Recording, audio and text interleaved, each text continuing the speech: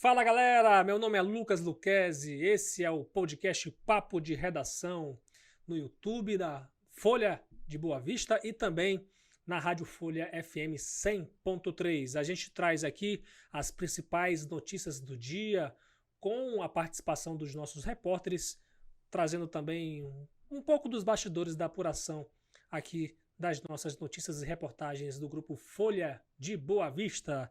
Minha gente, quero desde já incentivar vocês a participarem com comentários na seção de comentários aí do YouTube e também você que está ouvindo a gente na rádio, você pode participar com a gente enviando a sua sugestão de matéria, o seu comentário. Você quer falar mal da gente, falar mal das nossas matérias para a gente melhorar? Você também pode. É só você mandar uma mensagem para o 95999715300. Decora bem aí. O DDD é o 95999715300, minha gente. Agora eu te pergunto, você sabia que o estado de Roraima tem um novo governador hoje? Pois é, vou te explicar já já essa história, mas antes eu quero trazer o meu colega Vinícius Gonçalves, que está aqui, para falar um pouco sobre esse período chuvoso, Vinícius.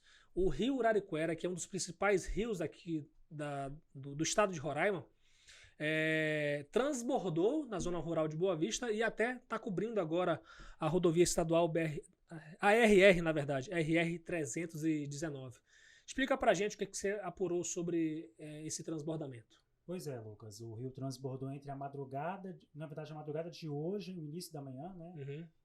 Alguns motoristas flagraram já parte do trecho da rodovia já coberto pela Sim. água ali na altura ali do Baixo São Marcos, ali na zona rural de Boa Vista. Uhum. E aí alguns desses motoristas já estão até se arriscando mesmo passando ali naquele trecho ali, mas a previsão é que esses motoristas estimam, né, que com a chuva das próximas horas o trecho seja completamente coberto e aí já não dê mais para eles passarem ali, né? O inverno rigoroso tem provocado esses transtornos aí para quem tenta acessar tanto as rodovias estaduais quanto federais aqui do estado. Complicado realmente, a gente tem acompanhado aí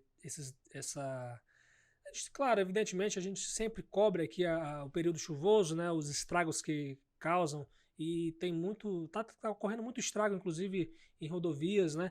E eu queria te perguntar sobre a meteorologia. O que a meteorologia está dizendo, até para as pessoas ficarem atentas, né, sobre a questão da previsão de chuvas? Vai ter uma trégua ou a previsão é de mais chuvas por aí? Pois é, tanto para quem é motorista, para quem vive na cidade, para quem é pedestre, tem que ficar atento porque tem mais chuva vindo Eita. para hoje, né? Principalmente já tem o IMET já publicou um alerta, né, um alerta laranja, prevendo chuvas aí de aproximadamente 30 a 60 milímetros por hora ou de 50 a 100 milímetros nas próximas 24 horas.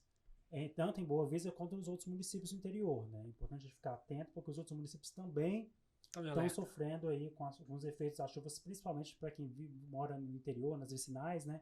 Os acessos às vicinais estão complicados por conta do período chuvoso. É uma previsão aí do Instituto Nacional de Meteorologia, o IMET. Então você tem que ficar de olho aí nas nossos alertas também que a gente repercute aqui.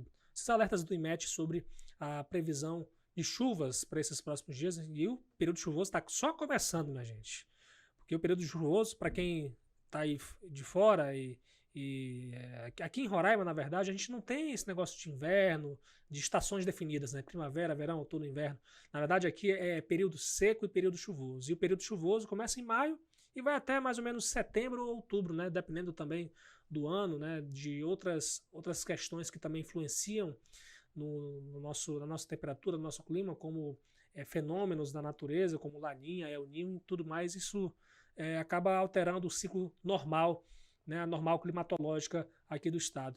E aí, Vinícius, queria que você falasse também os estragos que o período chuvoso já tem ocorrido, já tem feito aqui no estado nesse ano. Pois é, Lucas, esse transtorno da RR-319 é o quinto no intervalo de 11 dias de chuvas intensas aqui no estado, Sim. né? No dia 12, as pontes sobre os rios Itã e Baraúna, na BR-432 em Caracaraí, chegaram a ser interditadas. Sim. Né? O rio transbordou, cobriu ali o trecho, né? E aí a passagem foi interditada completamente por um dia, né? O nível do rio baixou e logo depois a passagem foi liberada. a água também chegou a cobrir ali parte de Pacaraima, do acesso da BR-174 ali por Pacaraima, né? Alguns motoristas, comerciantes ficaram ali tensos sobre a possibilidade até de haver uma interdição total ali da BR, né? E de fechar o acesso ao município. Acabou que isso não se concretizou, né? A água baixou, o nível da água baixou, mas quem mora em Pacaraima está atento ali, porque a qualquer momento, com uma chuva mais forte, né? Chuvas mais fortes ou chuvas ali sem interrupção, né? Pelas próximas horas, o trecho ali da BR-174 pode ser coberto ali pela água. Sim. E aí, no incidente mais grave, né? Desses que a gente está citando aqui, a cabeceira ali da ponte sobre o rio Aningal, ali no Garapé, né? Aningal. Sim. O trecho norte ali da BR-174 cedeu. Sim. Né? O DENIT fez uma intervenção ali, a via chegou a ficar completamente interditada ali, né? O DENIT fez as intervenções, liberou a via ali no fim da noite do domingo, né? Sim. Já está liberado ali, mas ainda assim aqueles trechos ali, tanto da BR-174, da BR-432, até da BR-401, né? São trechos ali de atenção para os motoristas, né? Com o período chuvoso ali, e tanto em relação ao transbordamento, né? De rios e igarapés próximos as rodovias, quanto até o mesmo estado da via, né? O estado do asfalto, enfim, alguns trechos dessas rodovias são trechos de terra, né? A gente está falando até, discutindo a situação da BR-174 ali perto da reserva, né? Exato. Ainda não há uma data definida para a intervenção ali da reforma ali da rodovia ali na BR-174 perto da reserva, e quem é motorista tem que ficar atento, principalmente, né? Para esses transtornos, tanto os transtornos que nós já estamos acostumados, né? Durante o período chuvoso, quanto alguma emergência que pode surgir nos próximos dias. A gente está falando de um intervalo de 11 dias, 5 ocorrências nessas rodovias. Rapaz, realmente é preocupante e é um alerta aí para os motoristas, né, os motociclistas, os pedestres também, uma vez que, na verdade, essa questão da chuva afeta todos nós, né, gente? E a nossa economia. Então, é um alerta também para as nossas autoridades redobrarem a atenção para essa questão aí das rodovias federais também, rodovias estaduais, vicinais principalmente, que nessa época do ano não é brincadeira você trafegar em vicinais, né?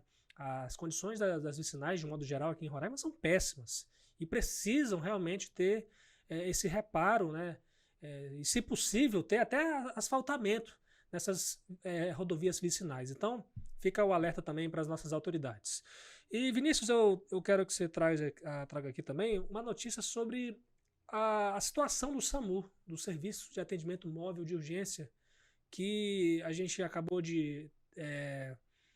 faz menos de um mês que a gente noticiou que Boa Vista renovou a frota de ambulâncias.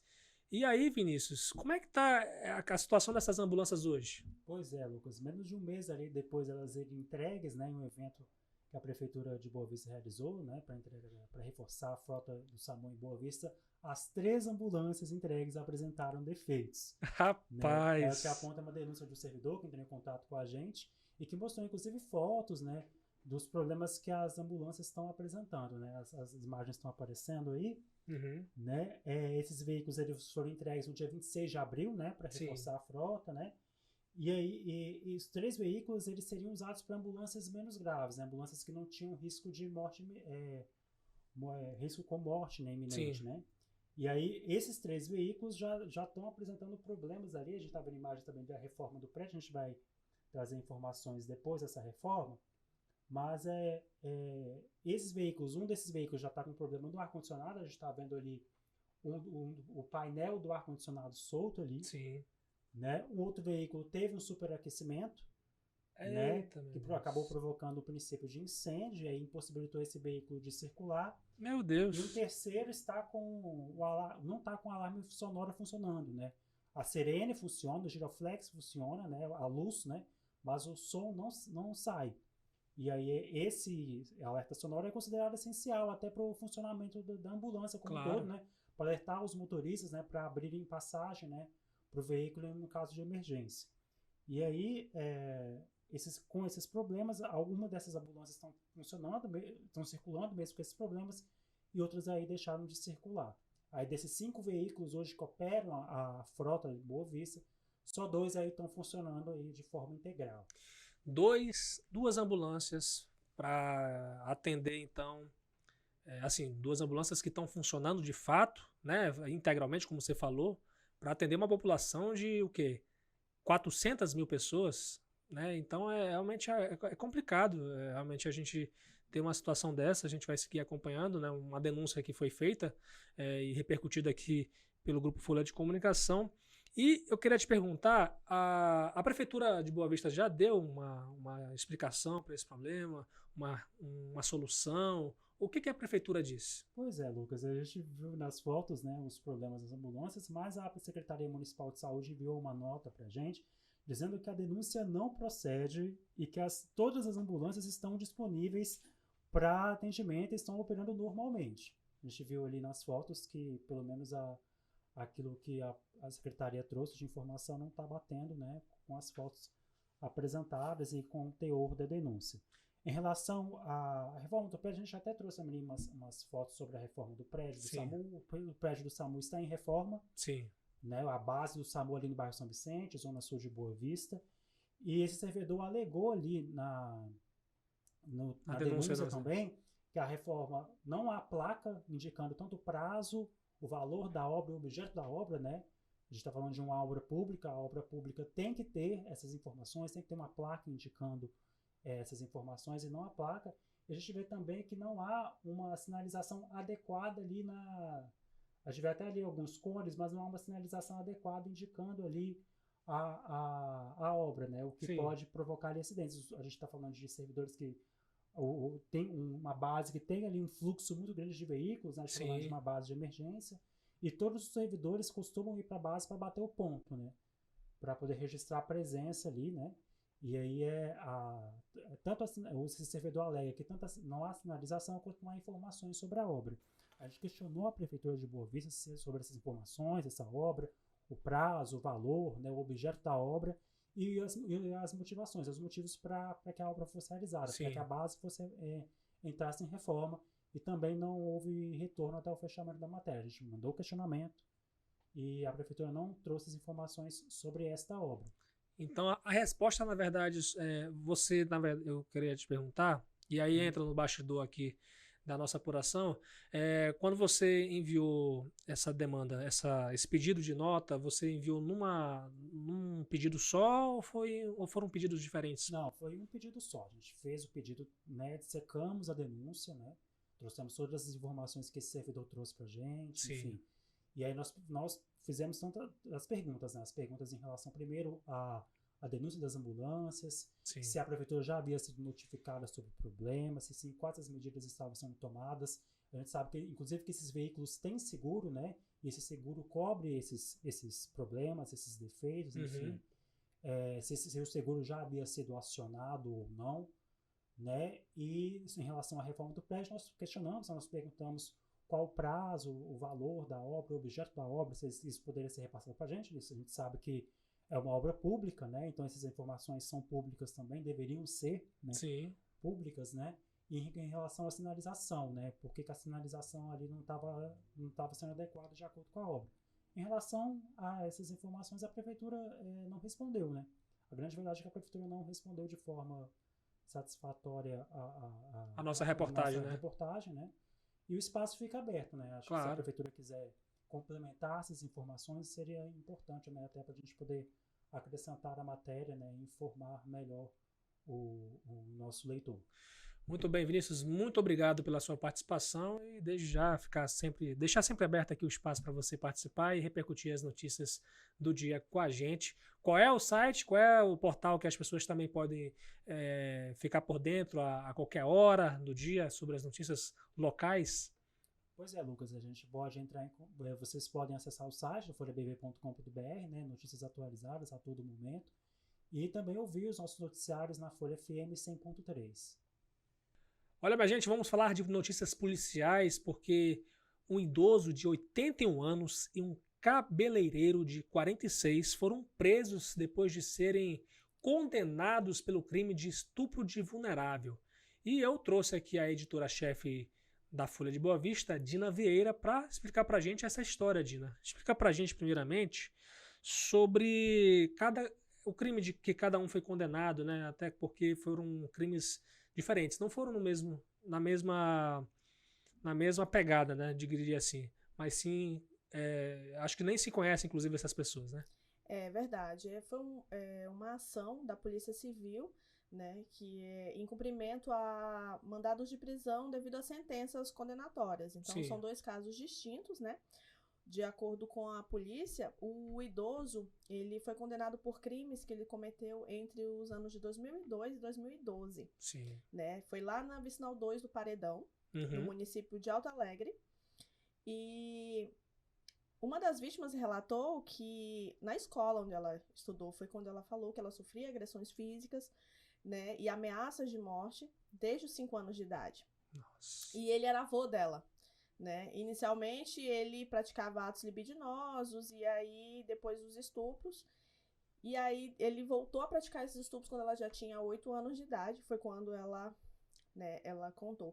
E ele também abusou de uma outra criança, né, que quando tinha apenas 3 anos de idade, ele já começou a abusar dessa criança, né, e os abusos aconteciam, né, várias vezes na residência do acusado. Sim. E aí a Polícia Civil havia prendido ele na época, né, instaurou o inquérito e ele foi processado na justiça e ele foi condenado a 18 anos, 2 meses e 14 dias em regime fechado. E agora, né, o mandado de prisão foi cumprido, ele vai iniciar o cumprimento da pena dele. Entendi. E o caso aí do cabeleireiro?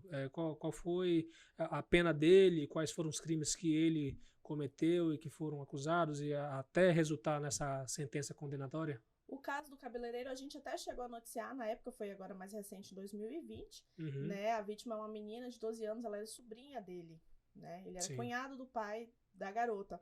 E o pai dessa menina tinha ido para casa de alguns conhecidos e lá esse cunhado dele estava e eles começaram a beber. E parece que em um determinado momento ele teria oferecido um café para a menina e ela disse que não se lembra mais do que ela tinha 12 anos. Não se lembra mais do que aconteceu. Quando acordou, já estava na casa dele, Nossa. né, despida. E aí foi quando ela acordou despida e com ele Fazendo o ato lá, né? praticando o ato, né? Sim. E aí ele foi preso logo em seguida. E aí eu acredito. E contra ele foi instaurado o processo e ele foi condenado agora a pena de 12 anos em regime fechado. Aí os dois foram presos aí nessa operação da Polícia Civil. Os dois são de Alto Alegre. Sim, sim. Então, assim, para deixar bem claro, na verdade, são dois casos distintos, né? Uma vez que o idoso de 81 anos foi preso também por um crime que aí envolvendo essa questão, até na escola, né, Dina, que você explicou aí, e o caso do cabeleireiro é outro crime. O cabeleireiro tem 46 anos e vai cumprir agora a pena no sistema prisional, ambos no sistema prisional. Quero agradecer a sua presença aqui, Dina, pela participação e deixar sempre aberto aqui o espaço para a gente poder repercutir juntos as notícias do dia. Obrigada, à disposição. Vamos falar de política roraimense, porque no mesmo dia em que a Simone Denário, primeira-dama do estado de Roraima, teve a indicação aprovada pela Assembleia Legislativa para exercer o cargo de conselheira do Tribunal de Contas do estado de Roraima, o governador, esposo dela, Antônio Denário, do Partido Progressistas, exonerou ela do cargo de secretária estadual extraordinária da pasta de Desenvolvimento Humano e Social. Então, assim, ela estava nesse cargo aí desde março de 2023 e recebia, por ser secretária estadual, o vencimento de R$ 29.211. Ela, vale ressaltar, ainda não foi nomeada pelo governador Antônio Denário para o cargo de conselheira, o que deve acontecer aí nesses próximos dias. Até por uma questão de apuração da coluna parabólica aqui da Folha, essa nomeação ela não vai custar, uma vez que já teve muitos desgastes e para não haver mais ainda, vai logo, a gente vai acompanhar, claro, evidentemente, quando é que vai ser a nomeação, quando é que vai ser a cerimônia de posse, tudo isso ainda vai ser marcado. Então, depois que essa exoneração depois que ela for nomeada conselheira do tribunal, o Tribunal de Contas do Estado de Roraima vai marcar a cerimônia de posse da nova conselheira, que vai substituir o conselheiro aposentado Henrique Machado.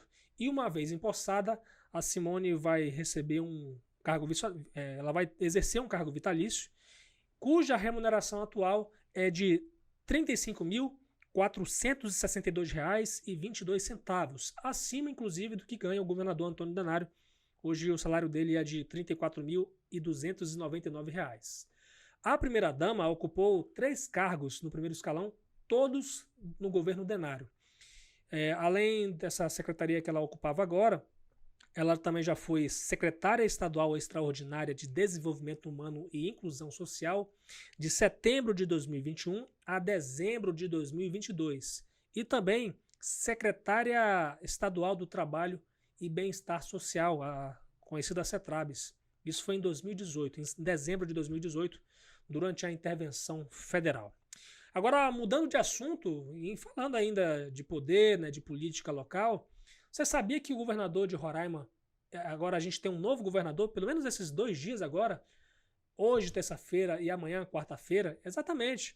É porque o governador Antônio Denário e o vice Edilson Damião estão viajando, cumprindo a agenda fora do estado, e enquanto isso, o presidente da Assembleia, deputado Soldado Sampaio, é o governador em exercício do estado de Roraima. E aí o Poder Legislativo explicou que o parlamentar, enquanto ocupar esse cargo, ele vai realizar alguns despachos e representar o Poder Executivo no que for necessário. E enquanto estiver substituindo o governador, né, no lugar dele, no lugar de presidente da Assembleia, quem vai estar nesse cargo é o primeiro vice-presidente da Assembleia, o deputado Marcelo Cabral, do Partido Cidadania. Então, assim, nesta terça-feira, inclusive, o Denário participa de reunião com o ministro de Relações Exteriores e Cooperação Internacional da Guiana, Hugh Hilton Todd, em Georgetown, capital do país vizinho. Inclusive, ele divulgou fotos da reunião, as reuniões que ele está tendo na Guiana, nessa agenda oficial. A comitiva também é composta por secretários estaduais, como Weber Negreiros, da Comunicação Social, e Aloysio Nascimento, da Secretaria Extraordinária de Atração de Investimentos, e também tem o ex-secretário de Agricultura, né, o atual presidente do Sebrae Roraima, Emerson Baú. E aí, como eu falei, ele publicou fotos de reuniões, como a que teve com o ministro de Obras Públicas da Guiana, Deodat Indra, com quem tratou de assuntos como o asfaltamento de Letem até Georgetown e a necessidade de firmar o acordo de transporte rodoviário internacional de passageiros e cargas entre Brasil e Guiana, que vai ser importante também para resolver a situação de deslocamento daqui de Roraima para a Guiana, né, e também para escoar nossa carga para outros países, né, uma vez que a Guiana é um ponto estratégico para a gente poder vender, gerar, na verdade, a nossa economia no nosso estado de Roraima. Na quarta-feira, o governador de Roraima viaja a Brasília para participar do Fórum Nacional de Governadores, que irá discutir a minuta do Estatuto Social do grupo e a reforma tributária. E lá ele vai se encontrar com o vice-governador Edilson Damião, que inclusive, além do fórum, o Edilson já está cumprindo desde segunda-feira a agenda em Brasília, com isso lá no Ministério do Desenvolvimento Regional e também no Banco de Brasília. E na quinta-feira eles devem estar de volta aqui ao estado. Bem, minha gente, muito obrigado pela sua companhia. Esse foi o Papo de Podcast de hoje, terça-feira.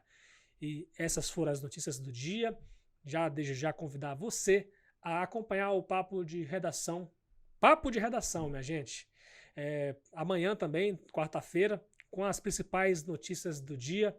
E para ficar bem informado, acesse folhabv.com.br e também interaja conosco pela seção de comentários do YouTube e pelo nosso Zap, o DDD 95 99971 5300. DDD 95 99971 5300.